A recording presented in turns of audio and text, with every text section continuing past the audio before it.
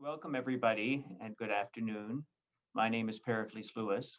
I'm speaking to you from New Haven. I'm Yale's Vice President for Global Strategy, and it's my honor to welcome you to the first of our three webinars that are part of the Yale in Brazil Supporting Future Science Research series. Yale has a deep and rich relationship with Brazil. In fact, some of our first international students here at Yale came from Brazil. João Francisco Lima entered the Yale School of Medicine in 1833. And since then, Yale has provided an exceptional training ground for Brazilian leaders and scholars. This history between Yale and Brazil has resulted in a vibrant and growing alumni community, which is furthered by a variety of programs and partnerships in Brazil, including through the Council on Latin American and Iberian Studies, the Yale Law School, the Yale School of Management, the School of Public Health, and the Yale School of Medicine. President Peter Salovey visited Brazil a few years ago, and he met with our alumni and institutional partners. And I know that it was inspiring for him to see Yale's strong partnerships and exciting collaborations among faculty, students, and scientists in action. And we're very glad to be joined by so many people from Brazil for today's webinar, which will focus on the importance of mentorship in science with a focus on Brazilian students and researchers here at Yale. So I'd like to briefly introduce Professor Marcelo Dietrich, who is an ideal moderator for today's session, and he will introduce the panelists and oversee the panel. Professor Dietrich is the Associate Professor of Comparative Medicine and of Neuroscience at the Yale School of Medicine. And in addition to training scientists in his lab, he's passionate about growing the pipeline of young scientists in his native Brazil. He was instrumental in developing a joint program between Yale University and CAPES, a Brazilian federal agency that supports graduate education to recruit top graduates from institutions in Brazil to attend Yale's combined program, PhD program in biological and biomedical sciences. And in addition, Professor Dietrich leads the organizational efforts for the Yale CAPES Seminars in Biomedical Sciences, which is an annual symposium that sends international researchers to Brazil to interact with and inspire Brazil's next generation of aspiring scientists. So it's a real pleasure to work with Professor Dietrich, and I'm very glad that he's able to host this event. Thank you, Marcelo, and thank you to everybody here for joining our session today. Thank you, Pericles, for the kind introduction. It's an honor to me to actually be here and hosting and moderating this first webinar to celebrate past and potential new collaborations and partnerships between Yale and Brazil, Brazilian investigators and Brazilian institutions to advance biological and biomedical sciences. I believe it's needless to say today that the pandemics of COVID-19 present us more than ever with the need for innovative, robust, and massive investment in both biomedical and biological sciences. Without those investments, we are going to be facing bigger and new challenges in our societies and local communities. I want to start this webinar by reading an email that I received from a student. I will change her name. So her name is Ana. I will call her Ana. So she's a student from the northeast of Brazil, and she sent me this email a month ago. So I will read that in Portuguese. She says, Prezado professor Marcelo, eu sou estudante da universidade, vou ocultar também o nome da universidade, no Nordeste brasileiro.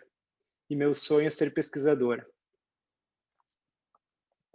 Eu sou fascinada pelas áreas de neurociência e pela área de oncologia, bem como pelo grande potencial que a inteligência artificial tem de acrescentar nas pesquisas nessas áreas. Porém, diz a Ana, me desculpa o desabafo, mas eu me sinto sem potencial para ser a pesquisadora que eu sonho. Infelizmente, não há estímulo nem interesse na pesquisa biomédica na minha faculdade. E às vezes eu sinto que tudo conspira para que eu siga outro caminho. A Ana diz, então, eu me sinto frustrada e sem direção, mas eu também sinto que eu quero continuar tentando. Aí, finalmente, ela me escreve, eu creio que eu esteja pedindo muito, mas eu gostaria de algum tipo de orientação do Senhor. bem como de como eu posso me preparar melhor para realmente ser pesquisadora, e se o senhor tiver qualquer ideia, como eu posso estimular a pesquisa na minha universidade. This is a very touching note to me, and is not the only note that I receive. Every year, I receive several notes from young Brazilian students like this, basically asking for help, seeking for guidance to advance their careers in science. To me, more than anything, I think what this note does is to illustrate what a vibrant community we have in Brazil of young students and young talents from all regions, from all over Brazil, that dream to be scientists and to have an opportunity to excel in their dreams. When I was very young, my parents once told me, your dreams are the only fuel for your lives. And I think that's right. And that's my guidance. I think if we can contribute as a community to these young Brazilians to become scientists that can improve our societies, can improve our communities, we will have made huge strides to make the world a small but better place. This webinar today, the first of the series of 3 webinars, is designed to celebrate the career of 4 outstanding Brazilian scientists that represent the rich diversity of our country and the importance of mentorship for them to excel in their careers. So in that regard, I'm honored and I take with full responsibility this joy to be presenting these 4 panelists. So our 4 panelists today are Natalia Branco, Antonio Fonseca, Carolina Lucas, and Julio Croda. I will give a very brief introduction of their biography, and then I will start asking questions to them. And then if the audience have questions, you can use the Q&A button somewhere on the screen to ask questions. At the end of the webinar, we will have time to ask questions to the panelists. So I want to first introduce Natalia.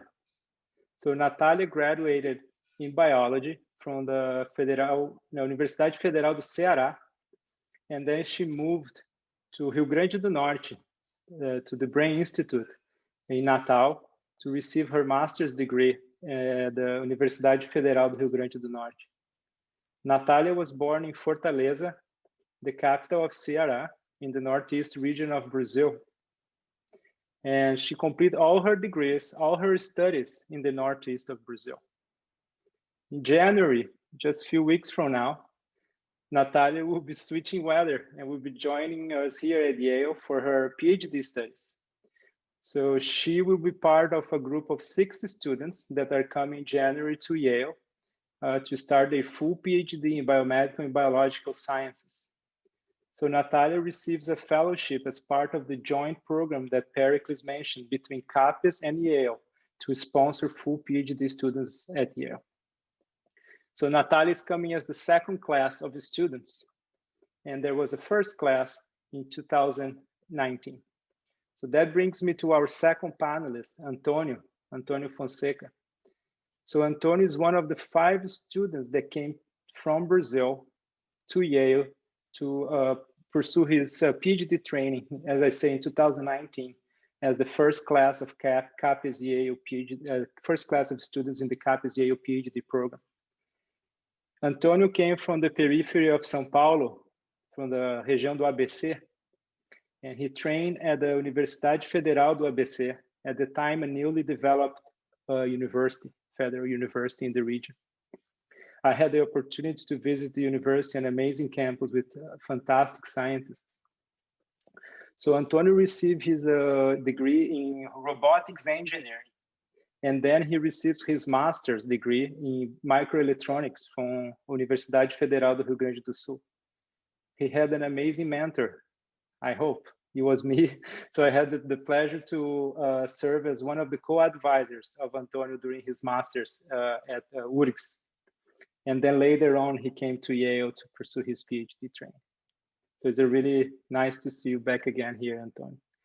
So our 3rd panelist is Carolina. So Carolina is a postdoc here at the Yale School of Medicine in Akiko Iwasaki's lab. To come to Yale, Carolina received a prestigious fellowship, but that many of you might know, the Pew Latin America Fellowship for Postdoctoral Training. Carolina received all her degrees and also performed all her training in Brazil at the Universidade Federal do Rio de Janeiro, UFRJ. And during her PhD, she moved for a sandwich program at the ETH Zurich in Switzerland for her studies in viral infections and mechanisms of viral infection. So Carolina's research is at the forefront of biomedical sciences, and she explores the pathogenesis of viral infections such as the Zika virus and now SARS-CoV-2. So thank you, Carolina, for joining us. And finally, I want to introduce Júlio Croda. He is a bit more advanced in his career. So Júlio graduated in medicine from the Universidade Federal da Bahia. During his training, he met and worked with Albert Koh, Dr. Albert Koh, at Fiocruz, Bahia, and then made a series of internships and had opportunities of exchange at universities like UC Berkeley and Cornell in New York. Júlio did his clinical residency in infectious disease and then received a PhD from USP, Universidade de São Paulo, also with a sandwich period at the Pasteur Institute in Paris, France. He is now a professor of medicine at the Universidade Federal do Mato Grosso do Sul, and he is also a leading scientist at the Fiocruz Cuiabá. So Júlio holds a joint appointment with Yale as an adjunct professor at the Yale School of Public Health, and he develops pioneer research in public health with multiple international collaborations studying prison populations in Brazil. So thank you all for joining us today. So I will start talking to Natalia. So welcome, Natalia. Thank you. Yeah, thank you. So I will be asking the same question to all four panelists, so you can comment in the beginning. So my first question to you, Natalia, is if you can tell us briefly about how was your journey to here to become a PhD student and a scientist? How did that start? Yeah, thank you for having me today, first of all. I'm really glad to be part of this panel. And about my career, as you mentioned, I studied biology in the Federal University of Ceará, Universidade Federal de Ceará. And then I did my master's in the Brain Institute in Natal, which is a city in Rio Grande do Norte, where I studied neurophysiology of the visual system. And yeah, I guess an interesting aspect about my background is that all of my formal education so far was done in the Northeast region of Brazil. And yeah, for those who are not familiar with the geography of Brazil, the Northeast is a historically very poor region. Like, it hasn't received a lot of federal investments, for example. So I think it's amazing that I had this opportunity here as well. So I guess there is a certain prejudice, a notion that high quality science in Brazil is somehow somewhat restricted to the South and Southeast regions, where São Paulo and Rio de Janeiro are located, for example. And yeah, that's clearly not true. There are amazing universities here in the Northeast. There are groups that not only publish, but also compete internationally. So there are opportunities here, and it's possible to have a high quality education in the Northeast. Yeah, and my journey as a scientist, I guess I have always been very curious, even when I was a child, but it actually took me a while to figure it out that I wanted to be a scientist. So as a teenager, I remember that I got fascinated with scientific knowledge. So I would read a lot of divulgation scientific books, from physics to biology, and the scientific knowledge that I was getting really got me. I got mesmerized. For example, the notion that we are made of cells. I thought that was amazing. It was not just something that I was reading to go well on a test in school. It was an actual fact about me, so about all of us. So I thought it was truly, truly interesting.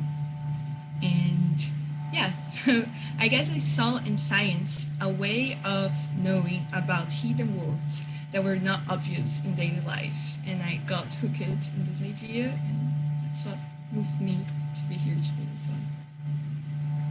Yes, thank you. So since we are today highlighting mentorship opportunities in our careers, I want to ask you, Natalia. So during so you joined the Federal University, and then pursuing the biology course, and then you said that you start doing science right in the beginning. Can you tell us a bit about this experience and what was the role of your early mentors in your career for you then to move forward? Yeah, perfect. So I guess I got really lucky because as soon as I entered university, I already joined the lab, like in my second semester. So I didn't know the PI at the time, Lorenzo Zanetti, but I heard that he worked with behavior and evolution. So I went there, knocked on his door, and asked like if I could be part of the lab in any way.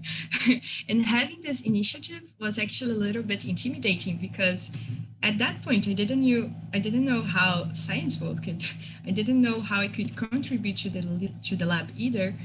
But yeah, I just knew that I liked behavior and evolution, so I went there. And for his credit, Lorenz was great. He received me really well. He invited me to join the lab meetings in the journal club. And in the journal club, for the first time, I had to read scientific papers. And that was really great. Like, I'm really glad that I started so early on to read papers and on a weekly basis because it helped me in many ways. For one, it improved my English, but it also, and maybe most importantly, it showed me a lot of scientific methodologies, the diversity of how science is actually made. And I was part of the lab for most of my undergrad years, but halfway through my degree, I realized that I also really like neuroscience.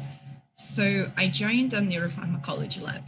And from that point on, I was kind of in both labs until I graduated, at least in some capacity. And yeah, I think that's another very interesting aspect about being an undergrad student is that you can try out different labs and you can even be at multiple labs at the same time if you have time to organize all of that. And in the end, I am really, really grateful for all of the mentorship that I have received so far from all of my advisors along the years. So Lorenzo Zanetti, Silvania Vasconcelos, Sérgio Neuschwander, as well as from the mentorship that I received from other students, masters or PhDs, as well as from the PIs in general. I'm sure I wouldn't be here today if it was not for them. Their support and like shared experience was essential for my journey until this point. Okay, thank you. And thank you for sharing their names. It's always good to know to have the names of the great mentors. We have 300-400 people, so they might get some emails after this. So I remember interviewing you with a panel of professors from Yale for the CAPES Yale PhD program, and you were selected as the top #1 candidate of the last year call. We interviewed 25 students, and I forgot how many applications we had, but several dozens of applications. So I think there are many students listening to us today. And my question to you, my final question is if you can share with us, how did you hear about the program and how did you prepare for the program? Did you receive any guidance? And how did that go? So if you can give some advice to the students listening to us that are thinking about following similar path. Yeah, perfect. So I heard about the program by my institutional email of the Brain Institute. I guess a professor shared it with everyone in the program. And I decided to try to see if I could, because I had all of the documentation needed. So I thought, oh, I can as well try. And I did had a lot of guidance from the PIs in the Brain Institute. So my personal letter, like my personal statement, was reviewed by Catarina Leão, a professor there. She helped me change things around and write it in a better way. And when I was selected to the interview, I also had help from mainly two professors, two PIs in the Brain Institute, Daniel Takahashi and Tarcísio Velho. They trained, they interviewed with me. Daniel Takahashi actually was was affiliated with Princeton, so he used it to do this kind of interviews. So he did a mock interview with me, and he was like, "No, you need to change this. Don't speak like that." And this is amazing because, yeah, it's really important to receive all of the help that I could get. All right, thank you, Natalia. We might catch up at the end with some additional questions, but I wanna move on to talk to Antonio, our next panelist. So welcome, Antonio. Nice to see you. Nice to see you, Joe. So as I said before, Antonio was part of the first class of students that came in this CAPES Yale Agreement program. So Antonio, as I asked Natalia, and I will ask all of you, could you tell us briefly about your career path to become a PhD student? Yes. First of all, thank you very much for inviting me. It's really good to see you and all these other great panelists that you have here. So talking about my trajectory now, right? So when I joined the Universidade Federal do ABC, I joined specifically to become an engineer, right? And since my background is more like from a working class family, my role model of like a citizen or a person was my dad, which was like someone that's used to work in a manufacturer all life. So becoming an engineer was like just like the way to go, like in my mind at least. But luckily, at Universidade Federal do ABC, they have this very cool program that they call Pesquisando desde o primeiro dia, which would be doing research since the very first day. And I didn't really have much expectation about what was to be a scientist. Honestly, if you think about what means to be a scientist, like probably in my mind was something closer to the cartoon Dexter in the lab, or perhaps Bigman, which were like the figures that you used to see in the TV. And when you're talking about even like feeling represented, like we don't have that many examples about Black scientists in the first place. So I didn't really see myself as becoming a scientist at any moment. But since this program that the university there organized also counts with a scholarship, which was very welcome back then, I decided to give it a try. I was lucky enough to be accepted by Jos Susana. Since we're talking about like mentioning great mentors, I think Jos should definitely be part of this list. So Jos hosted me in his lab, where he taught me like pretty much everything that I know a little bit about how to do science and how to become a person, like a better person in general. And like something that initially was supposed to be a 1-year program became like part of my full undergrad program. Like we worked together for over 4 years.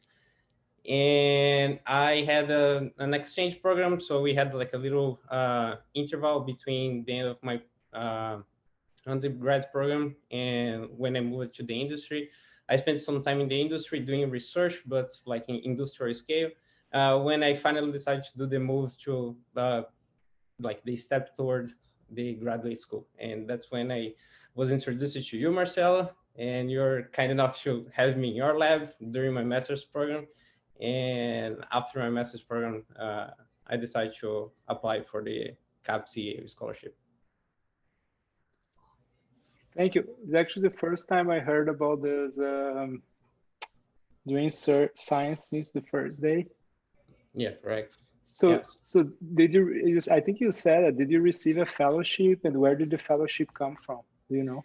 Yeah, that's a great question. So at Universidade Federal do ABC, we had these 3 main programs that you could be part of.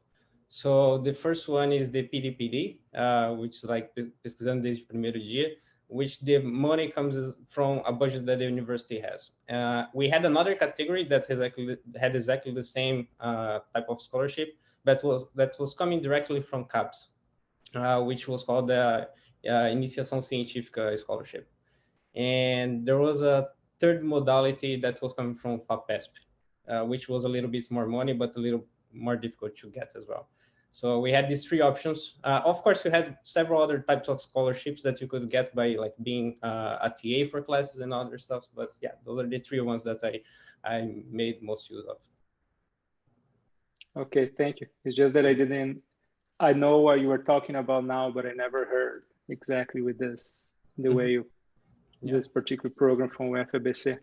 So I heard that I know a lot about your life history as a scientist, of course, but you did your BA, your bachelor's degree, and then you moved to industry for a few years until we met, and then you came to work with MyLab and then switched back to academic research.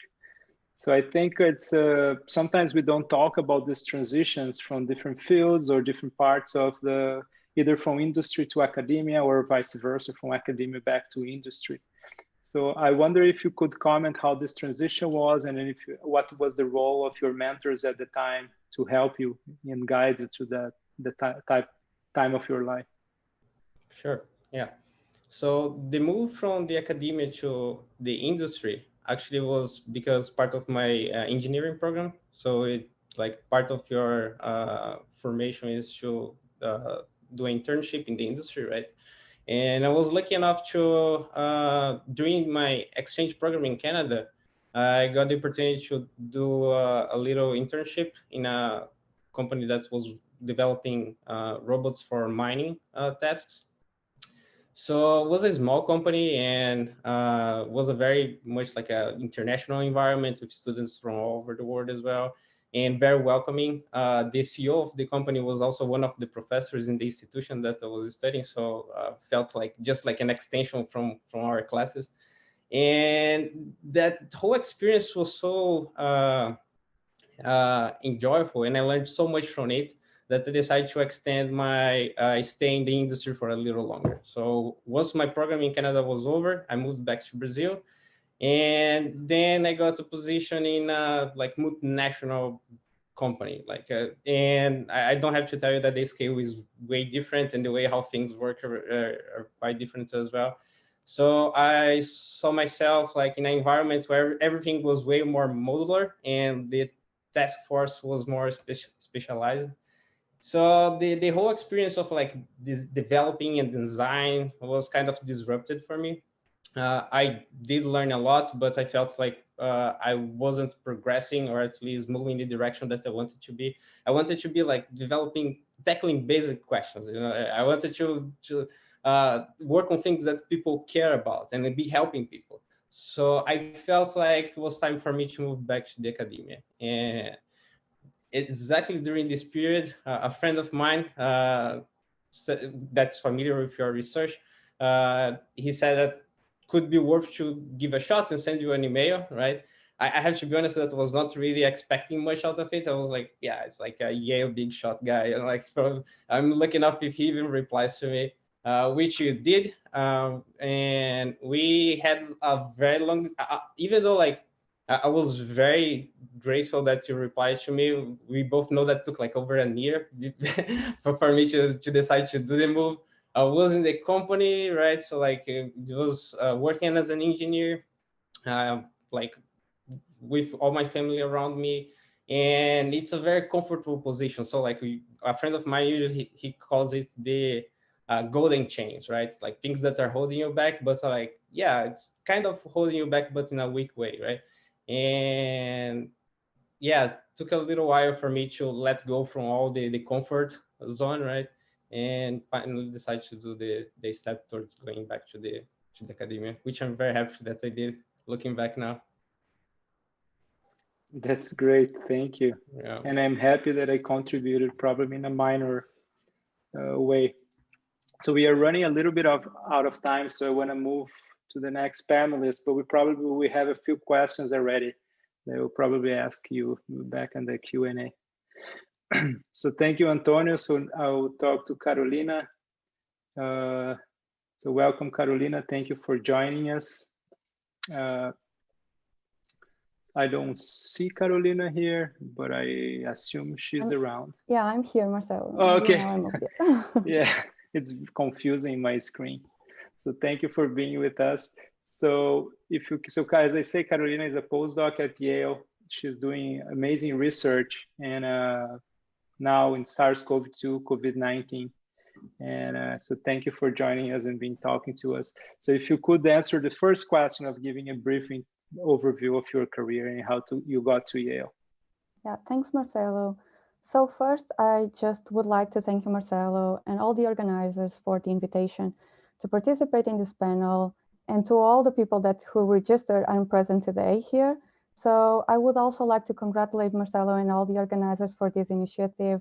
Marcelo, of course, is an incredible researcher, and every moment that I had the chance to interact with him, he was always like mentioning or the intention of organizing or already organizing an event with focus in promoting this interaction of students with senior students or researchers, especially in the context of between Yale and Brazil.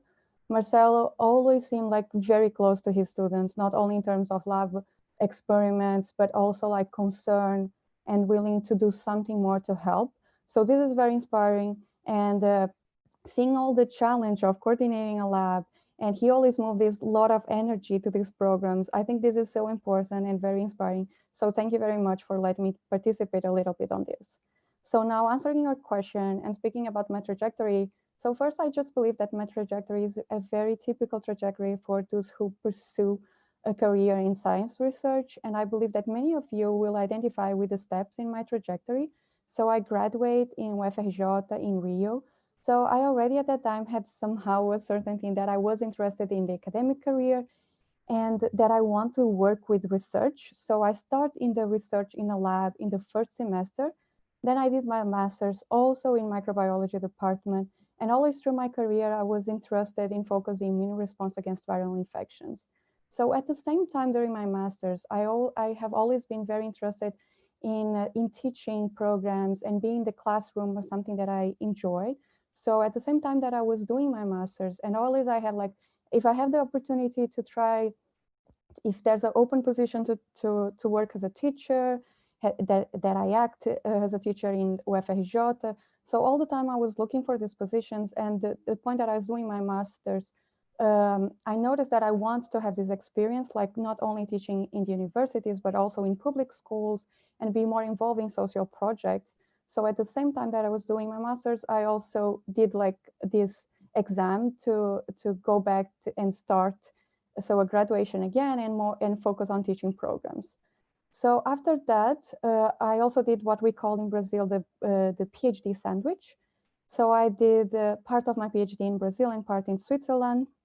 And I think that that experience was very important because I expand my work that so far I was working more with in vitro cultures and mouse models. And then I could expand this for humans, cohorts, and human samples. That was very important now when I was here in Yale to have this previous experience. And then I went back to Brazil. I completed my PhD. I defended my thesis, and I was already applying for postdocs abroad. But then we were hit for the Zika pandemic. So I decided to stay a little bit longer in Brazil and do the first 2 years of my postdoc at the lab of Professor Marcelo Bosa.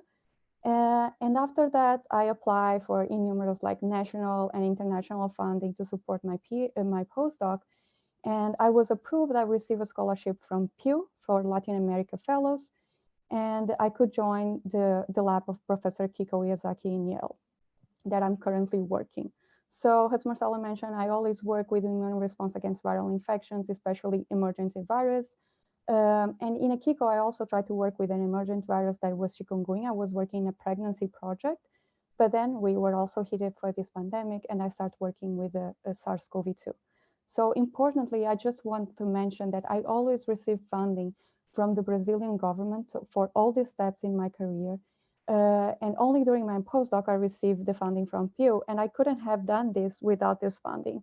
So I know that at this moment, we are having severe cuts in funding designated to science in Brazil.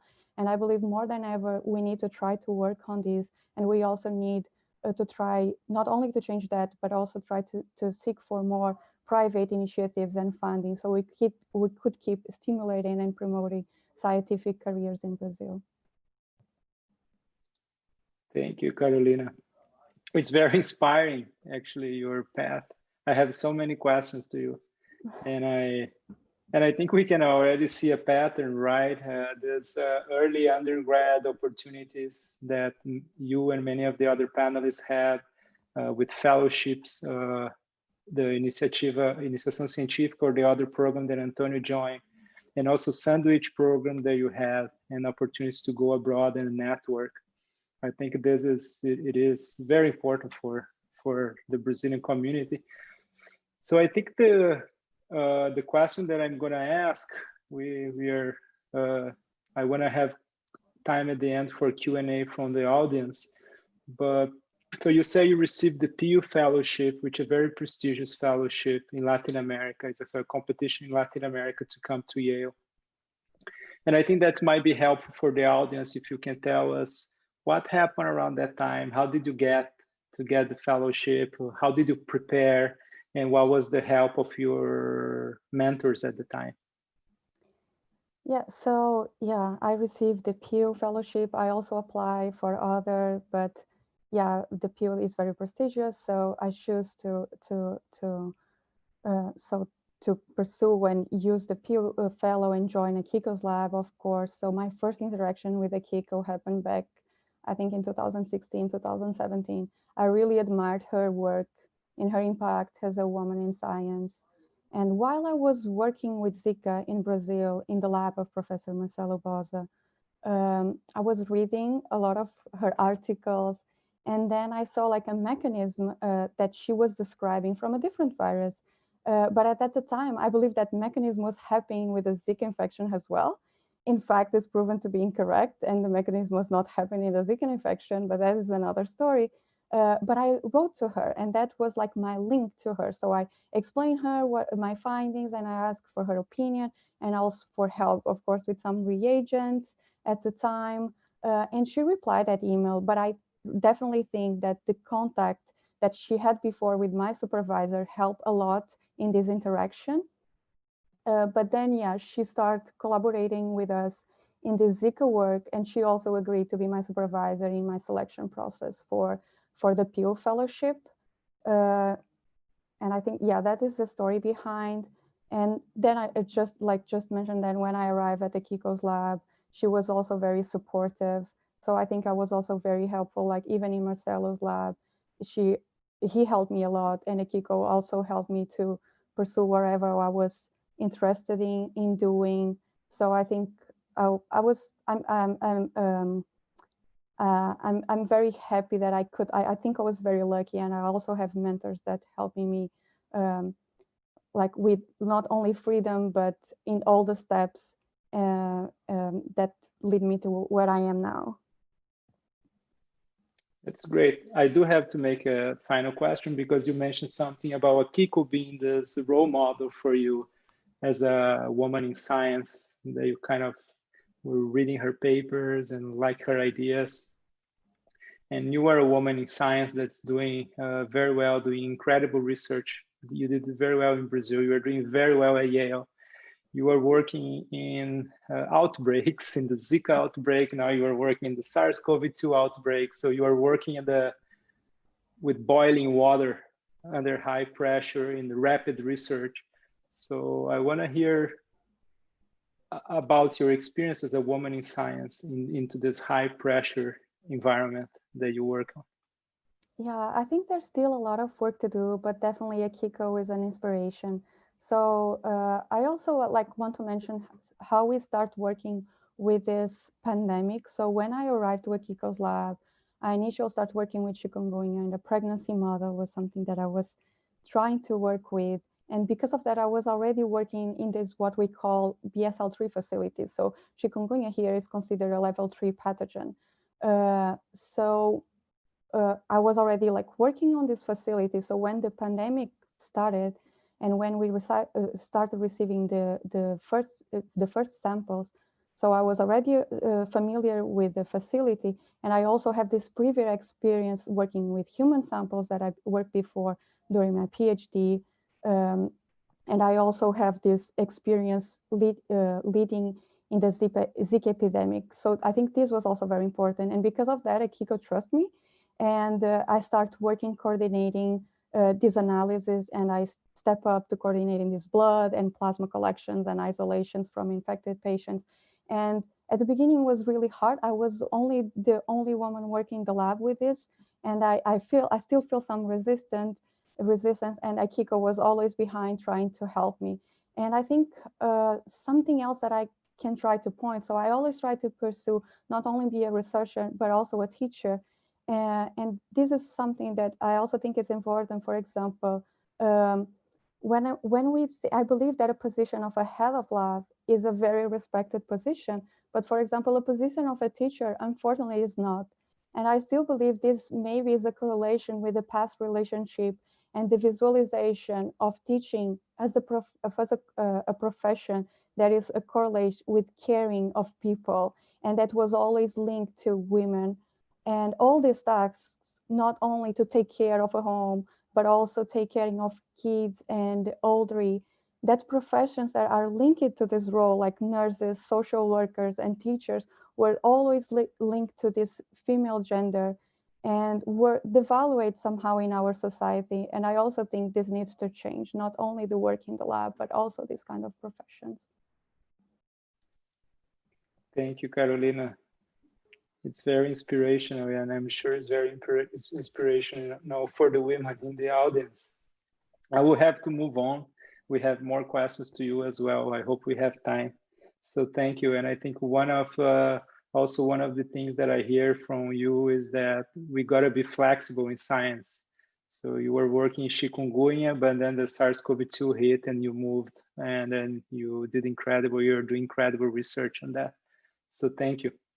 So I will talk now with Julio, our last panelist of today. Thank you, Julio, for joining us from Cuiabá, I assume. So the first question is the same questions that I had to the other panelists. Your career is longer and is really rich in experience, but if you could tell us an overview of your career path, that would be great. Thank you. Thank you, Marcelo, for the invite, and Asia to help to join this meeting. It's a pleasure to stay with another students, Brazilian student, postdoc students, and tell a little bit, make this history short. I'm an infectious disease doctor, and what make difference in my life is to have a good mentor just in the beginning of my career. I think this make a lot of difference to guide you in the process. It's special, and I think you needed to project this mentor. And I would like to thank the Albert Koch. It's a head of a department at the Yale School of Public Health, and give me a great opportunity during my training. It's the majority of my training is supported by Fogarty Global Infectious Disease Training Program from NIH. This is an old program that does not support more Brazilian students, because now Brazil become a middle up income country. It's great opportunity, this special program from Fogarty. I don't know if Marcelo know this program, and it's already been in another country, especially in poor country, to train students. And now, in all this, my training, I'm a medical student at the Federal University of Bahia. Like it's a Northwest state, like Natalia said, it's a poor region, very poor region, and I have a lot of slums. And just in the second year of my medic course, I go to the slum and work with Albert Koch, especially work in the leptospirosis field, and see the patients, see the suffer, especially for the poor population. And this guided me for my career, try to keep working the poor population. I finished my my infectious disease fellowship and the PhD in São Paulo. During this time, I have several opportunities in Berkeley and in Harvard, in New York during my undergraduate career. During my PhD student, I go to Pasteur Institute and continue to have this huge collaboration with Albert Koh, with the another professor from Stanford that called Jason Andrews. And after I moved to Campo Grande, it's not Cuiabá, Marcelo, it's Campo Grande. I begin to. I feel embarrassed now. No problem. With my geography. Oh my gosh. No problem. And I try to find one field that I can continue to work with the poor population, vulnerable population.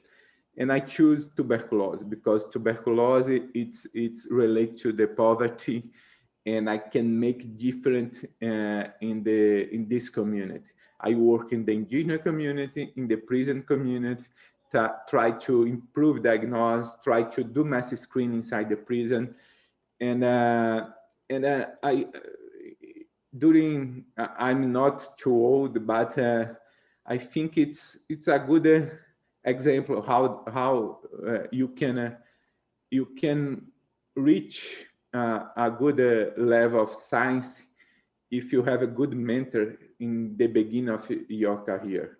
This make difference in your life. This amplify the relationship in Brazil, in abroad.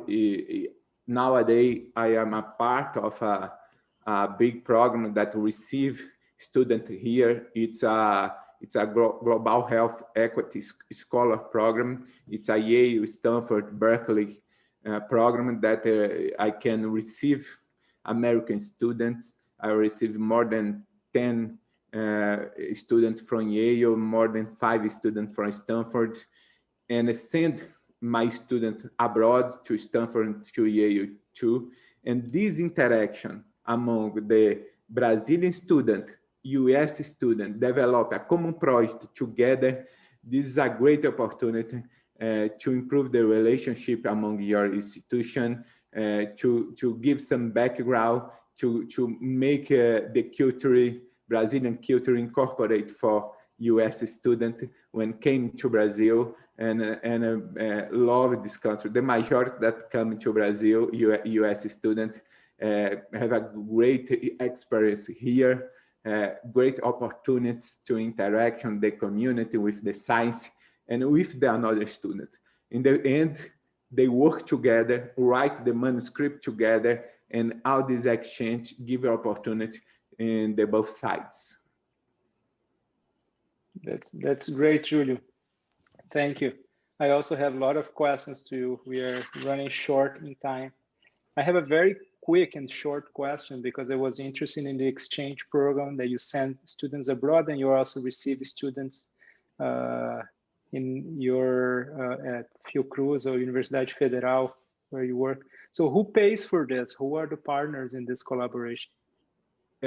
For Yale student or Stanford student, it's a NIH program. It's a Global Health Equity Score program. This program is led by Ree Riley from Berkeley University. And I have several other universities that it's part of this program, Yale, Stanford, Berkeley. And I can receive this student by this program. And for send some student, you don't have more this Fogarty program that another country continue to, and I support this program. And the majority of the time you have CAP support for send a student abroad. And sometimes you pay by your grant, IR1 grant. It's especially for Palo Alto because it's very expensive. I prefer to send to New Haven that it's less expensive to California, and the student can support by the CAPS. And the majority of the time when you send to Stanford, you need to pay a supplement, especially by NIH, by RON grant that I copy to support this student during the training. Thank you. I just want to mention to the audience, so Albert Koh, that was this incredible mentor of Julio, he's a faculty at the School of Public Health, and he will be hosting be one of the next seminar or webinars in this webinar series. I don't know if it's the second or the third, but you are going to receive a reminder on your email, and I would advise you to join because he's a amazing scientist who has mentored many students. So if you can comment very rapidly, so we have a few minutes for the Q&A, Julio. I wanna, because you're doing this amazing research in Brazil in this with TB and other infections in different populations that are minority groups in Brazil. Even though at this point, I don't know if you can call prison population a minority. Brazil is one of the largest, has one of the largest population of people in prison in the planet. But you have also adjunct position at Yale, you have R01s with Yale. So you have this very fertile career with international collaborations. So what I want to ask you, because I think this is a model also for Brazilian researchers and how to keep competitiveness and doing great science. If you can tell us a little bit, I want to focus on the impact that this has on your research, on the way that you develop your research and the way that your students in Brazil receive training. Yeah, I think it's a great question because this leads us to identify good opportunity in the world. I know that in Brazil we have several agencies that support research, but nowadays this decreased a lot. Carolina said that CNPq, CAPES, all the budget for this institution go down. It's crazy how you cannot support more young students during your development. But I think this makes us more competitive. You have a good scientists in Brazil, and this leads us to make this international collaboration abroad. And I think this is very important to maintain your project here in Brazil. And I can say that nowadays I don't have any funding from Brazilian agents. All my funding came abroad, came from NIH, came from Gates Foundation, and this is a great opportunity because you can have interaction. Now I'm in the BRACE trial. It's a BCG vaccination for COVID-19. I'm involved in GSK Sanofi vaccine for COVID-19. I have three NIH grants, 3 R01 that I copy. I'm not American, but I can be copy of this grant. All this budget support your research, but especially the interaction. If you don't have good projects, it's hard to have some interaction because didn't have money to support the good research, to send students abroad, to receive students. Maybe my idea for this young research that stay with me here in the panel, it's try to apply for good funds, because this lead you to have a good support at least for 5-10 years. You can renew this, and this interaction, it's more this give us more experience for this interaction, because sometimes if you have only a scholarship like the CAPES scholarships, or CNPq scholarship, you have a interaction for a small time, like 1-2 years. You need to return to Brazil, or need to decide if you stay or not in US, do other project. But if you want, and I think all the students that train abroad in EU need to return to Brazil, because you need to improve research in Brazil. And I think it's a privilege for all, Natalia, Carolina, it's a postdoc, but Antonio, the younger scientist. It's a few Brazilian students that have this opportunity, very few. And you have a good student here, very good environment for research, especially CNPq program for initiação científica. And it's a privilege for go abroad training. And you need to return to Brazil, and you need to train more people here, and you need to open the door for good training abroad. I think it's my mission, but I think need to be your mission too, because it's a privilege to be in Yale, to be in Stanford, to be in Harvard, to receive these good trainings. Thank you very much, Julio. So I'm totally running out of time. So I want to take 3 minutes for 3 questions. So I will ask the panelists if you can be very short and precise in your answer. So anything between 30 seconds and 45 seconds will be appreciated. So I'm going to read some of the questions. We had a lot of questions, I think about 30 questions. So whatever we don't reply, we will try to reply in some other mechanisms. Okay. So first questions to Antonio and Natalia. So you flip the coin and decide who goes first. So can you tell what's the most difficult part of the selection process of the CAPES Yale scholarship? I would suggest ladies first. Natalia is the latest, the latest that competed, so. I can go first. I guess for me, the most difficult part maybe was the interview, because before that, I needed to write a personal statement and I needed the recommendation letters. But for me, I was already involved. I could get those easily. But for the interview, you get nervous, right? So I was like preparing for the interview for a long time. Yeah, so that was that for me. I would agree with Natalia, definitely. I was going to say also the interview.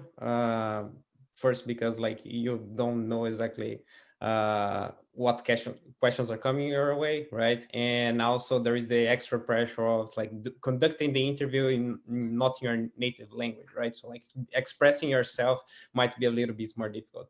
But the second most difficult part for me was also to get the recommendation letters, because like you don't want to bother the PIs, right? Like, but you also need them to make it happen for you. So yeah, those are the 2 most challenging parts, I would say. Thank you. So we have a lot of questions about the CAPES Yale program we can't cover today. So we will probably, we don't have an open call at this point because of COVID-19. So what we heard from CAPES is that they are still looking at the budget for future calls. We will certainly announce. So when it happens, when it happens, we will have some sort of Q&A and new webinar only in that program, because there are a lot of questions on that. I have time to 1 question only, and I will ask Carolina if you can briefly say, in your opinion, what is the best time to do an internship in another country? Is during a PhD, as a postdoc? This person is asking because this person is halfway on her or his PhD, and I think this person thinks it's a bit too late for a sandwich period. So if you can comment on that. Yeah, I don't think it's like never too late. And I also think you should feel prepared. You should know when is your time that you feel confidence and you think it's your time. So it's never too late. That will be, I think, in all the stages. Sometimes can be hard. There's a lot of difficulties and frustration. So it's important to seek like source of motivation. It's also hard to be abroad and sometimes not with your family. But I think in all our paths, there's so many things that put us down, like lack of recognition and in general, when in people in seeing our commitment and dedication and responsibilities, especially, for example, for PhD students, that a lot of people doesn't recognize as a job. So I also think, I hope this new generation trying to change and deconstruct this view. But what I'm trying to say, yeah, don't feel any kind of pressure. That will always will be difficult, and there's a lot of frustration. But it's something that I'm pretty sure if you feel confident and you feel comfortable, everyone can make it. Thank you. We do have many other questions, but we are running out of time. So I'm sorry, Julio, but I won't be able to make a question to you. Maybe we will find a way to have these questions answered in another mechanism. So thank you all for attending, but don't leave the room just yet. I want to thank you all the panelists. And before closing, I want to take this opportunity to announce a new program that we are creating. So I think we will be sharing, is already in the chat. with a new program to advance the education and training of young Brazilians in biological and biomedical sciences. Together with Yale, we call this program the Iniciativa Próxima. You can find more information on the website and our social media, so please click, join us, and you get feedbacks. So you'll find information about this new mentorship program that we created. It's a program that will be targeted to 25 students from Brazil, undergrads and master's students from all regions of Brazil that have an interest in biological and biomedical science. So we are very interested in covering the vast diversity of Brazilians from all regions. So please do apply, read, and reach out to us. So we have a partnership with multiple schools and centers at Yale. We will provide through this program workshops, training opportunities to advance the career of these 25 students a year. It's going to be a year-long program, 10-month-long program, and we are going to be launching every year.